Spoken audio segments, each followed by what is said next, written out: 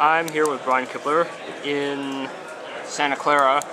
It just got sunny recently. And what decks were you playing again for the Open?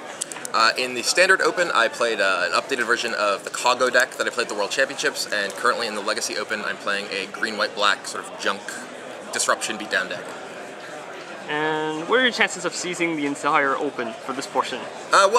I just lost. I picked up my first loss just now, so certainly worse than it was a round ago. I'm not really much of a Legacy player. I don't play too consistently, so you know, I wouldn't put my chances as good as they were in Standard, where I managed to make the semifinals. But we'll see. Depends how my hymns go.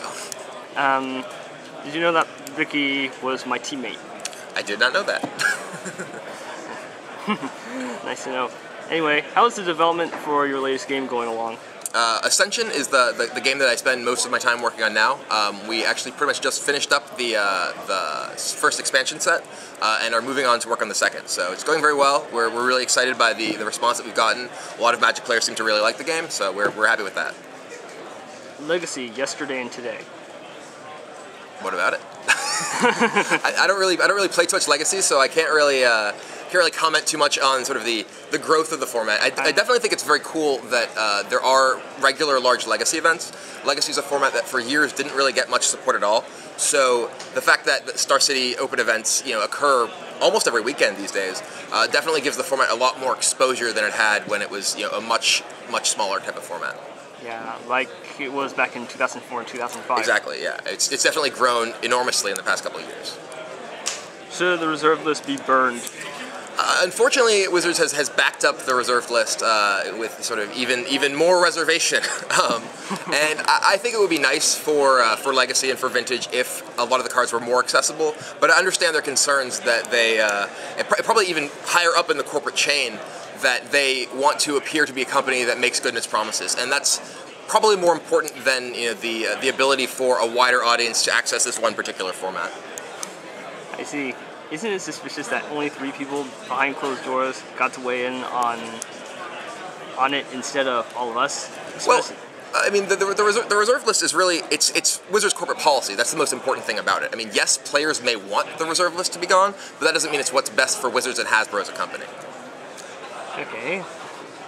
What would your reaction be if you were to open a pack and one of the cards read "Sacrifice a Human"? I'd be creeped out. I definitely imagine that there's good reason they don't use that particular input. It's even ruled that you cannot kill another human being by the DCI. Okay, I'm glad that's their ruling. Would you take that card in a draft? Depends how many humans were in the format. Is it true that Jerry Thompson will do anything for cards, as he claims? Jerry's quite the grinder. He will often show up at events with no deck. He will often have no real plan to get to an event and figure out ways to get there. So he's a very resourceful gentleman. I'll leave it at that. Situation: you just won a Pro Tour in Dubai. We don't know why the Pro Tour was held in Dubai, but you are offered 2 different payments: gold and paper currency. But each one has a catch. There is a war going on, in which the paper currency will fetch you drafts, drinks, and material to build a boat large enough to hopefully sneak out of the country. The gold shall fetch you weapons, transportation, food and drink, but it will not fetch you drafts. All air access has been blocked out due to the ongoing war. Which one would you take? I don't think I would have gone to a Pro Tour in Dubai. I think this leads to this sort of possible circumstances, but I mean, if I am stuck somewhere, I think I'd rather have draft sets than guns. So, especially if you need to get out of the country really quickly.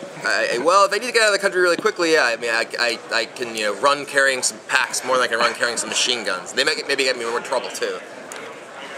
Should Goblins vs. Elves be revisited, and what improvements should research and development do better from the 2007 version?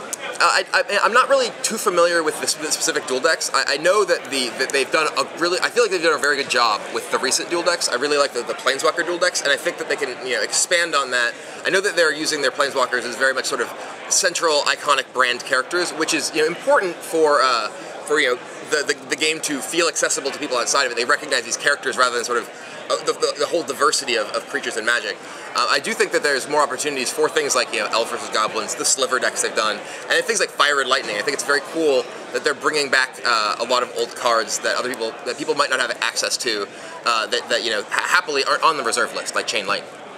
Especially older cards that did not get the foil version the first time around. Exactly. Being able to have foil versions of a lot of the old cards for people who really want to pimp out their decks is really cool. Anyway, I'm going to ask you one really controversial question, if I may. Do you agree 9/11 was an inside job for the real record? I'm not going to answer that question. No comment. Okay. And how many times have you gone through the naked body scanners at the airports? Once, and I have since then opted out every time. And would you support LSV's proposal to settle the Player of the Year title through using all 3 World Team formats? Through what? All 3 World Team formats. I think that makes a lot of sense. I think that one thing that's weird about it is that the specific metagaming against one player in one format seems like it has the potential to become very, very weird and inbred. And I think that having multiple matches that they play out, best of 3, definitely would be better than one match of anything. And it certainly makes sense to have the title settled in formats like from the previous year. They are competing for Player of the Year of 2010. They should play formats from 2010 for that honor. And I'm going to ask you one last controversial question, if I may. Not regards to conspiracies, but do you agree you look like Rick Astley? That's the first time I've ever heard that. I've never heard myself compared to Rick Astley before, but never going to let you down. Anyway, thanks for your time, Kibler. Good luck. Thank you.